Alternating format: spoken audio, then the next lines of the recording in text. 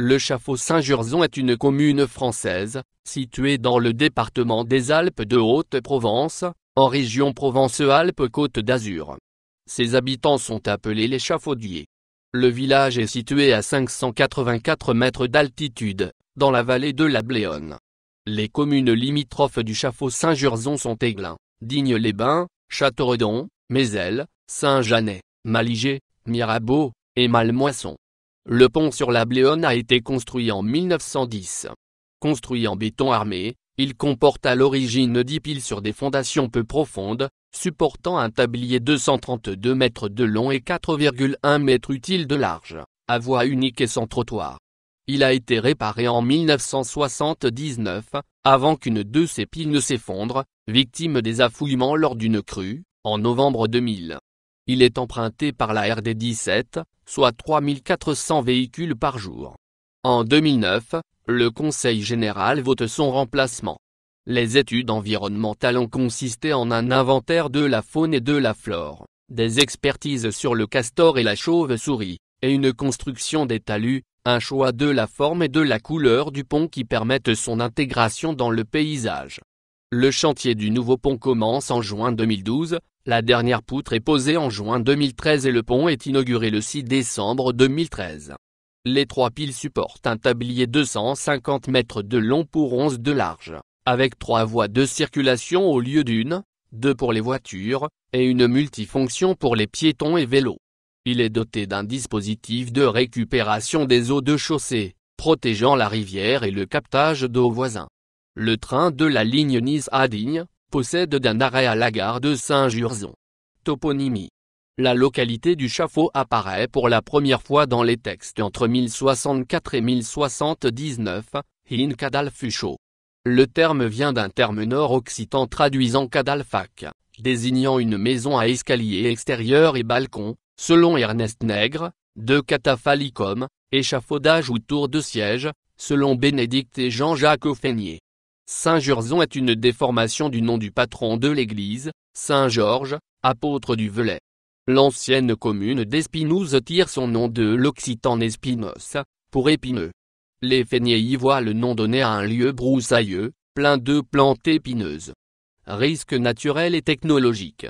Aucune des 198 communes du département n'est en zone de risque sismique nul. Le canton de Digne-les-Bains-Ouest auquel appartient le Chaffaut-Saint-Jurzon est en zone AB, risque faible, selon la classification déterministe de 1991, basée sur les séismes historiques, et en zone 3, risque moyen, selon la classification probabiliste EC8, de 2011. La commune du Chaffaut-Saint-Jurzon est également exposée à 3 autres risques naturels, les feux de forêt, les inondations, dans la vallée de la Bléone, et les mouvements de terrain. La commune est presque entièrement concernée par un aléa moyen à fort. La commune du Chaffaut-Saint-Jurzon est également exposée à un risque d'origine technologique, celui de transport de matières dangereuses par route, mais de manière marginale. La route nationale 85 peut être empruntée par les transports routiers de marchandises dangereuses, mais traverse la commune loin des villages.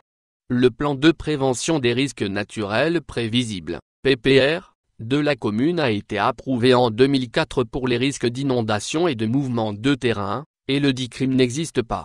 La commune a été l'objet de plusieurs arrêtés de catastrophes naturelles, en 1984 pour tremblements de terre, pour des inondations, coulée de boue et glissement de terrain en 1987, 1994 et 1996.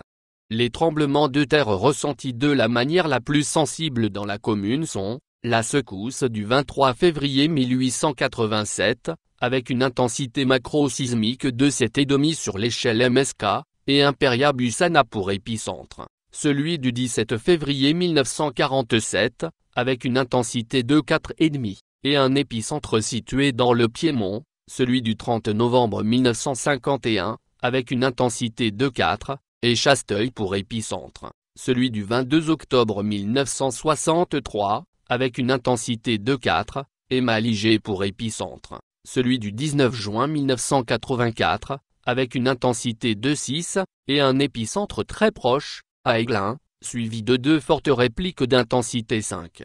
Économie, aperçu général. En 2009, la population active s'élevait à 355 personnes, dont 25 chômeurs, 53 fin 2011.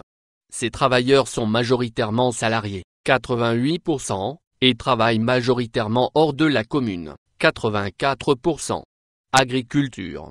Fin 2010, le secteur primaire, agriculture, sylviculture, pêche, comptait 14 établissements agricoles actifs au sens de l'INSEE, exploitants non professionnels inclus, sans aucun emploi salarié.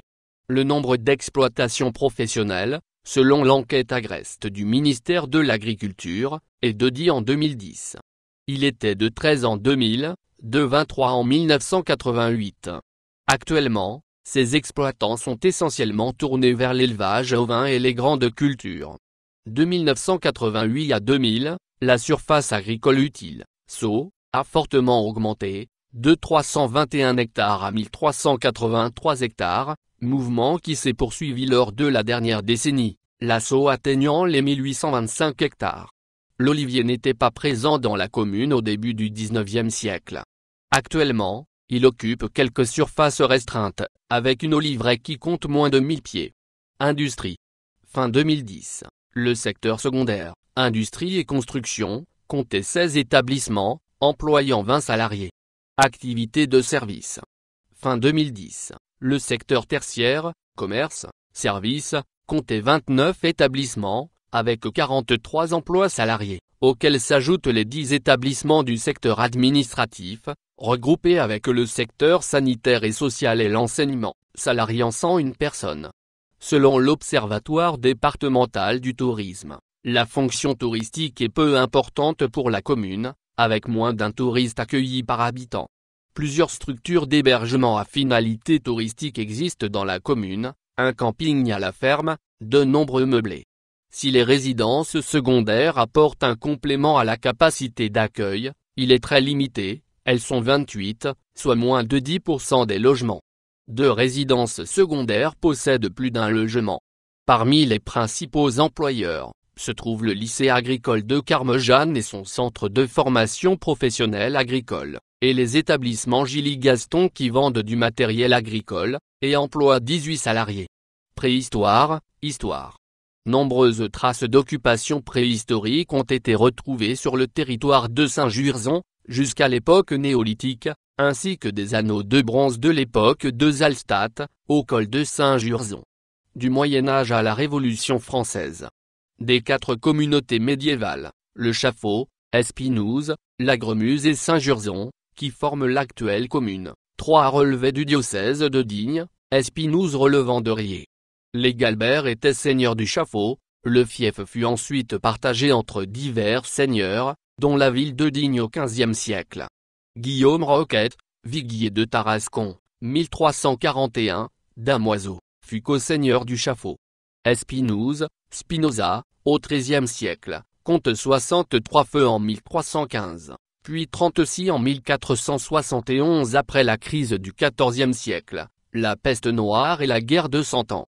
En 1765, le village compte 228 habitants. Lagremuse comptait 80 habitants la même année. Saint-Jurzon apparaît en 1171 dans les chartes, puis au XIIIe siècle, Sanctus Georgius de Sargano. À la fin du XIIe siècle, le pape Alexandre III demande à l'évêque de Digne d'intervenir auprès du seigneur de Gaubert, qui harcèlent les habitants de Saint-Georges. En 1225, le pape Honorius III renouvelle cette demande.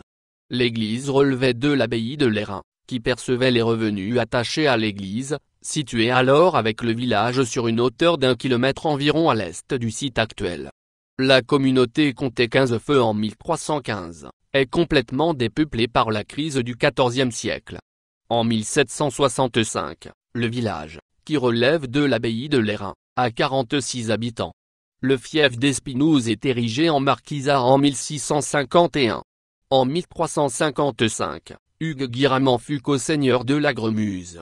Durant la Révolution, le Chaffault et l'Agremuse comptent toutes deux une société patriotique, toutes deux créées après la fin de 1792, de même qu'Espinouse. Bien que la section de la commune ne soit pas activement pro-fédéraliste et n'ait pas particulièrement fait la propagande des idées des Girondins, la répression de l'insurrection fédéraliste en juillet 1793 aboutit à une condamnation à mort au Chaffault. Les 4 communes font partie du canton de Mézelles, mais le Chaffault et l'Agremuse le quittent en 1801 pour celui de Digne. Depuis la fin de l'Empire, le coup d'État du 2 décembre 1851 commis par Louis-Napoléon Bonaparte contre la Deuxième République, provoque un soulèvement armé dans les Basses-Alpes, en défense de la Constitution. Après l'échec de l'insurrection, une sévère répression s'abat sur ceux qui se sont levés pour défendre la République, dont un habitant d'Espinouse. Le premier tronçon de la ligne des chemins de fer de Provence, allant de Digne à Mézelles, est inauguré le 14 août 1891. La ligne est exploitée par la Compagnie des chemins de fer du sud de la France. Les trains circulent jusqu'à Saint-André-les-Alpes à partir du 15 mai 1892. Le tunnel de la Colle est achevé en 1903, et la totalité de la ligne entre Saint-André et Nice est inaugurée du 5 au 7 août 1911, en présence de Victor Augagneur, ministre des Travaux publics. En août 1940, un centre de séjour surveillé pour Français indésirables ouvre au Chaffault. Il ouvre avec 233 hommes, qui arrivent notamment de la caserne des Michel de Digne. Ce sont surtout des communistes, dont l'idéologie, jugée dangereuse par la Troisième République, l'est aussi par le régime de Vichy. Environ 75 travaillent au centre de Carmejeanne, pour la cuisine et les services, près de 80 vont à Digne chaque jour travailler au service de l'armée, 30 sont détachés à Fort-Calquier au service du génie, et 20 à Péruy et Lémé. Il ferme le 17 avril 1941. Fusion des communes. Village perché d'Espinouse. La commune actuelle est formée par la fusion du Chaffault et de l'Agremuse en 1887, le Chaffault-l'Agremuse, puis de cette nouvelle commune avec Saint-Jurzon en 1962, sous son nom actuel, puis enfin avec Espinouse en 1973. Jusqu'au milieu du XXe siècle, la vigne était cultivée dans les 3 communes du Chaffault, de l'Agremuse et de Saint-Jurzon. Le vin produit était destiné à l'autoconsommation. Cette culture est aujourd'hui abandonnée. Lieu et monument remarquable. Grange dont les murs ont des jours destinés à la ventilation du grenier, élément typique de l'architecture vernaculaire de la région. Architecture civile. Le château du Chaffault, encadré de 3 grosses tours carrées, 4 à l'origine, de style Louis XIII, est achevé en 1634. Il est classé monument historique. Le château de Carmejeanne est une bastide attestée. Au Chaffault, 2 maisons sont datées de 1681 et 1717. Une ferme ancienne possède un séchoir à prunes, fabrication des pistoles. On peut encore apercevoir les ruines de châteaux à Espinouse et à l'Agremuse, ce dernier perché sur 3 sommets. Château de Gremuse. Le château de Gremuse ou l'Agremuse a été construit au XVe siècle, dont il a gardé une porte cloutée. Il appartient aujourd'hui à un propriétaire privé qui accepte les visiteurs, quand il est présent au village. Art religieux. L'église paroissiale Saint-Barthélemy, au Chaffault, est datée en partie de 1671. Elle est cependant reconstruite en 1864 en appareil limousin, la nef est plafonnée, les fonds baptismaux sont placés dans une chapelle latérale. Les cloches sont placées dans une tour. L'église Saint-Jacques, milieu ou fin du XVIIe siècle, à Espinouse, le portail est encadré de bossages arfans. Les 3 travées sont voûtées d'ogives, que Raymond Collier considère comme plaquées sur des voûtes d'arêtes. Elle abrite 2 bustes de Saint Matthieu et Saint Jacques, en bois du XVIIe.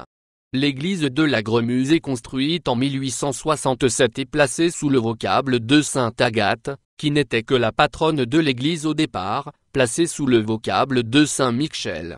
Dans la chapelle Saint-Georges reconstruite en 1810, à Saint-Jurzon, se trouvent 3 objets classés monuments historiques, une croix de procession en cuivre argenté, de la fin du XVIIIe siècle, un ostensoir d'argent, de la fin du XVIIIe siècle ou du début du XIXe, une toile représentant la Vierge à l'Enfant et Saint Georges, avec le donateur, datant du XVIIe siècle. Sur le territoire de l'ancienne Saint-Jurzon, se trouve un pont franchissant le ravin des Bastes-Sommes, en ruine mais assez exceptionnel. Ce nom, venant du provençal de Basto-Sommo, signifierait endroit où l'on débatte le chargement de l'ânesse, sans doute à cause de la difficulté du terrain, ou encore serait le rappel d'un accident. Sur certaines cartes on trouve l'indication ravin du pas de l'ânesse, ce qui est partiellement juste et faux, le mot passe en blanc une déformation de bas. Un petit pont existait déjà plus en aval. Il est construit pour que la route royale de Digne à Aix par le col de l'Orme franchisse le ravin du bas de l'ânesse, entre Digne-les-Bains et Châteauredon. La construction est commencée en 1670, les moitiés des travaux prévus ayant déjà été exécutés à cette date. Il est achevé en 1780. Il franchit le ravin en son point le plus étroit, grâce à plusieurs niveaux d'arches, cas unique dans le département, atteignant une hauteur de 12 mètres. Le premier niveau comporte une seule arche. Le niveau supérieur en compte 3 de 5 à 6 mètres, pour un tablier long de 50 mètres. La pierre de taille n'a été utilisée que pour le radier et les voussoirs de tête, tout le reste est construit en moellon. Du côté aval, il est soutenu par 2 puissants contreforts. Des réparations sont nécessaires en 1712, 1745, 1762, 1771, et 1795, le radier ayant été emporté par une crue qui emporte aussi la route sur 50 mètres de long, et son soubassement sur 2 mètres d'épaisseur. Des autres réparations ont lieu en 1801. Il est interdit à la circulation des voitures en 1810, et des tirants sont posés en 1812 pour le stabiliser. Enfin, il est définitivement fermé en 1844, lorsque la route royale 85 change de tracé, passage par la clue de Chabrières. En 1894, la propriété est transférée aux Eaux et Forêts. Les contreforts aval s'effondrent au début du XXe siècle.